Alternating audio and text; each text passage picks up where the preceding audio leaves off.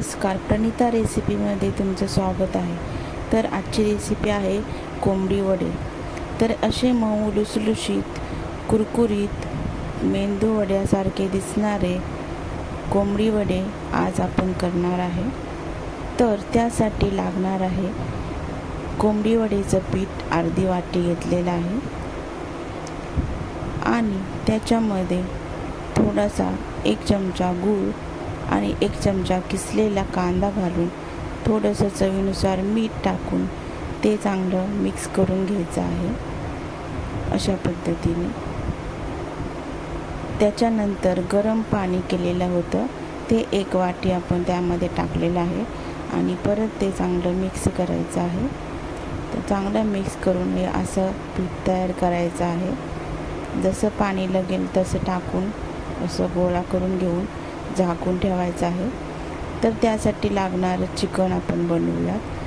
तेलामध्ये कढीपत्ता टाकला, नंतर अद्रक लसूण खोबरं कांदा टोमॅटो याची पेस्ट टाकली, नंतर हळद लाल तिखट मिरची म्हणजे आपला घरगुती चटणी, नंतर गरम मसाला आणि हा एक सिक्रेट मसाला आहे माझा तो टाकला. चांगलं छान परतवून घेतला मसाला. मग त्याच्यानंतर धुतलेलं चिकन टाकून घेतलं. चिकनला चांगलं मिक्स करायचं आहे. नंतर त्यामध्ये मीठ टाकायचं, कोथिंबीर टाकायचं आणि शिजू द्यायचं. झाकण ठेवून शिजलेलं आहे. बघा किती छान दिसत आहे. अशी उकळी फुटते, असं तोंडाला पाणी येण्यासारखं चिकन दिसत आहे आणि असं शूट केलेलं आहे मी. आता त्याच्यानंतर आता हे चिकन शिजलेलं आहे. आता हे पीठ उघडून बघूया आपण. तर चांगलं भिजलेलं होतं. एका प्लॅस्टिकच्या पेपरवरती थोडंसं तेल लावून छोटासा गोळा घेऊन अशा पद्धतीने हे कोंबडी वडे थापून घ्यायचे आहेत, लाटायचे नाहीत. आणि मग गरम तेलामध्ये अशा प्रकारे लाटायचे आहेत आणि मग गरम तेलामध्ये हे कोंबडी वडे सोडून द्यायचे आहे. गरम तेलामध्ये जाताच एकदम उकळ्या फुटत कोंबडी वडे हसत फुलतात आणि फुललेलं कोंबडी वडे बघून आपल्या पण चेहऱ्यावरती खूप हसू येतं, म्हणजे आनंद होतो की वा किती छान टम्म फुगलेले आहेत, एकदम पुरीसारखे.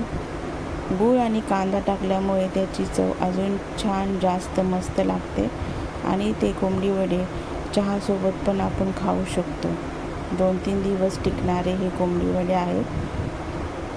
त्याचं पीठ कसं करायचं त्याची रेसिपी हवी असेल तर मला कमेंटमध्ये नक्की सांगा. मी त्या कोंबडी वडे बनवण्याची रेसिपी तुम्हाला मी दाखवीन.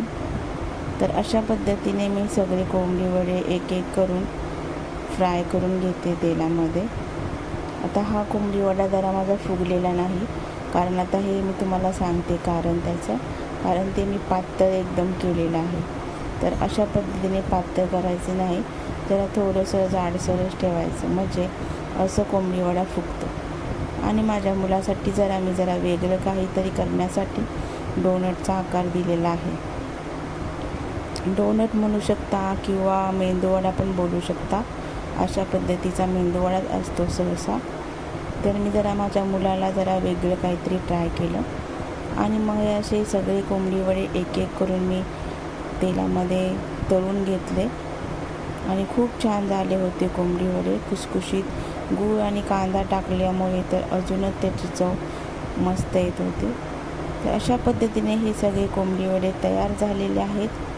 तर बघू शकता तुम्ही किती छान तयार झालेले आहेत. बघता क्षणी असं तोंडाला तर पाणी ही सुटतं. रेसिपी कशी वाटली मला कमेंट करून नक्की सांगा.